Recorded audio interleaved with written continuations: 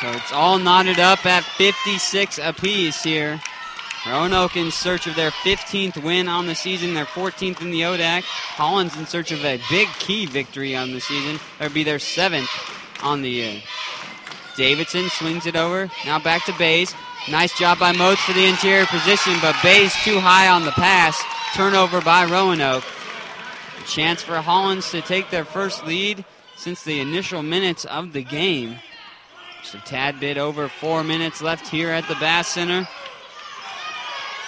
And what has been a tight one for most of the contest. Porter again pressuring the basketball. Should look to get in the passing lanes. Green swings it to Tomasiba. Now finds Phillips. Phillips decides to drive. Now hands off to Forrest. Forrest with a little jumper, and it is converted on. Hollins takes the lead, 58-56.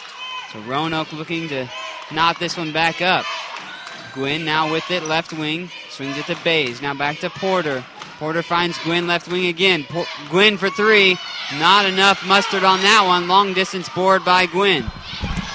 Turnover by Paxton, the freshman.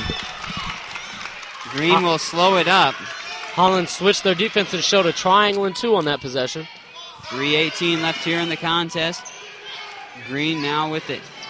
16 seconds on the shot clock for Hollins. He finds White at the top of the key. Now Phillips. Phillips down low for Forrest. Tomasiba off and into the lane. No good on the shot.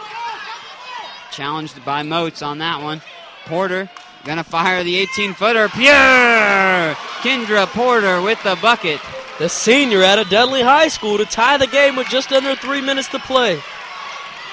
We'll see who steps up for Roanoke to end this one. It's knotted up at 58 apiece. Phillips now with it for Hollins. Forrest down low. Little turnaround Jay, no good. Moats with the defensive board. Big shot by Kendra Porter. Fired by Davidson for three. She hits it.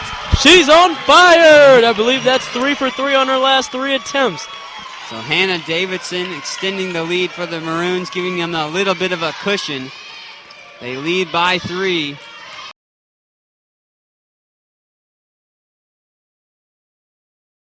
Bays gets the double pick at the top of the key. Now to Moats, looking for the high-low. Golston down low and up off the glass. Textbook play right there by the Maroons to get that one to fall.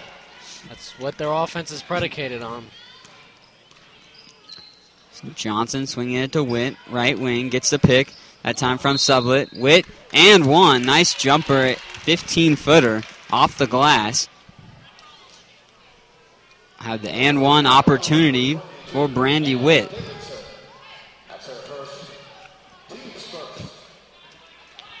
Both teams with one team foul thus far here in the second half. 16:27 left in the contest as Witt hoists the free throw. Nothing but net on that one. So Witt converts on the traditional three-point play. 43-19. Roanoke up big on Randolph as they hold an average of a 29-point margin in victory during its current 7-game win streak. And that fits the mold as Roanoke's largest margin of victory is 69 as they defeated the Wildcats 84-15 in 1991.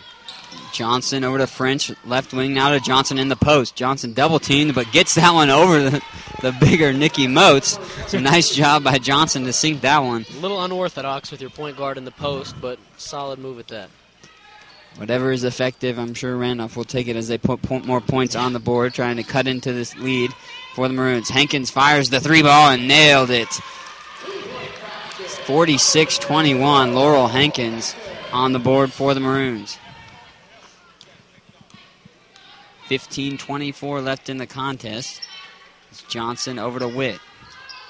Witt was looking for the pick, but played it off and drove into the lane. That one off of the Maroons.